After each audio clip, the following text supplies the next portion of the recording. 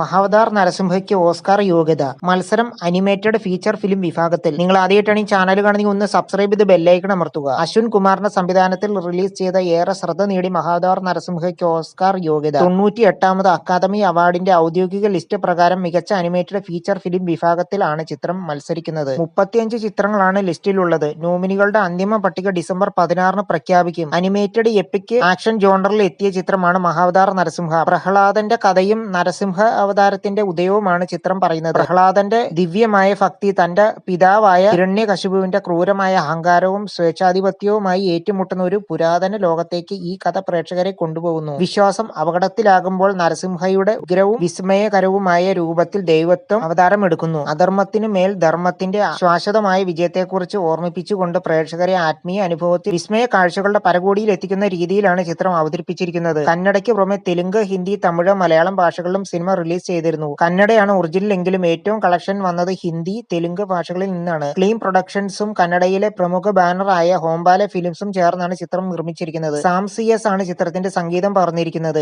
AA films ആണ് ചിത്രത്തിന്റെ ഉത്തരേന്ത്യയിലെ വിതരണം. ജയപൂർണ ദാസ് ആണ് ചിത്രത്തിന്റെ രചന നിർവഹിച്ചിരിക്കുന്നത്. ആഗോള ബോക്സ് ഓഫീസിൽ 300 കോടിയിലേറെ രൂപയാണ് മഹാവതാർ നരസിംഹ നേടിയത്. നിങ്ങൾ ആദ്യമായിട്ടാണ് ഈ ചാനൽ കടന്ന് ഒന്ന് സബ്സ്ക്രൈബ് ചെയ്ത് ബെല്ലൈക്കൺ അമർത്തുക.